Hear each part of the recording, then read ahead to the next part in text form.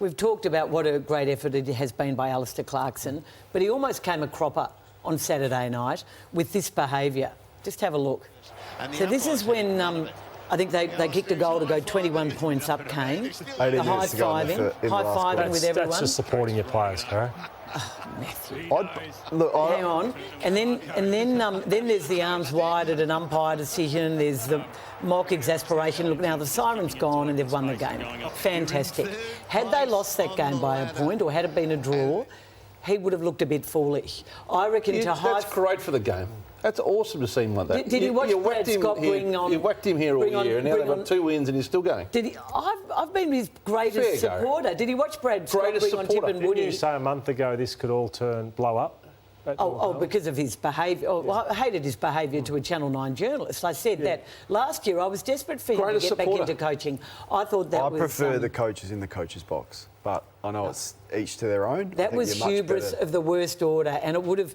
You don't think the Freo players didn't see that? What if it fired up the opposition? The Carlton players had to actually sit down with Brett Ratton and tell him to stop barracking so much. Well, as his greatest supporter that bags him every week, maybe you could... No, I was his greatest supporter to get him back into coaching. They were hammered by David Noble as a coach in terms of, I think, to a point where they lost their confidence. Win coaching. Yeah, versus this. I think he's trying to do this the other way to pick his players back up again. You don't think there's a happy medium? There might be, but what if they'd lost? Whack a player? What if they'd lost and he was... It's not the players. I'm not asking the players to be whacked. I'm saying for him to high-five. I know, but that's the worst thing he does. Well, let me give you a positive out of the game. LDU, everyone's talking about him, and rightfully so. He was magnificent. He's just emerged. I know you coached him as a kid. You're always big on him. You've never lost faith. Yeah. He's become a big-time player now. Yeah, he's a finisher. Yeah, I'm wrap-touchy because, as I said, I went on the record before he was drafted as the best junior I've ever seen. You know, with what he could do. He could sit on heads. He's explosive like Judd. But I think when you're in a bottom team, you don't get to show your skills that often. So it's great to see that in 2 wins, he's probably got 6 Brownlow votes and he was second in the best and fairest last year, Kane. Time for close checking with Kane Corns.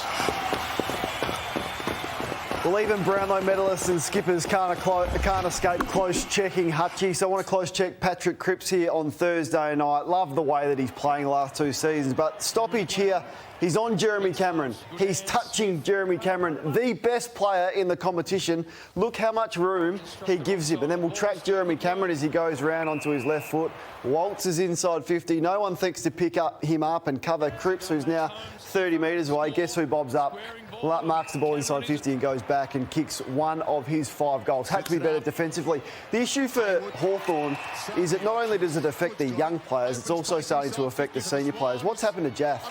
He was a player that everyone wanted to go and watch. He's defensively really sound. Offensively, he was great. Now making these errors, getting outmarked and not physical enough. Complete opposite is Will Hayward, who we've got to start talking more about footy world. Will Hayward is a star.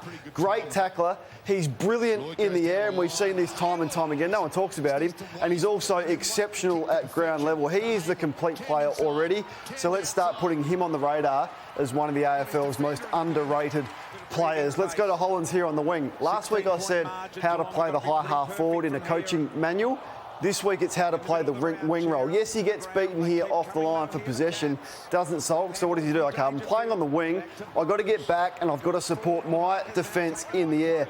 For a 2-game player to do this and to go back with the courage that he's got after starting at the centre bounce was outstanding. As you know, I've been really hard on this guy. I thought he played exceptionally well yesterday, and I love it when he gets the footy and no one's touching him. All the time I see him inside, burrowing, being tackled. This sort of stuff on the outside, getting some uncontested ball, is where I think he can take his game to a new level. Matthew Rowell, of course, well argued, Kane, and it was close checking for this week. Very good again. Very good.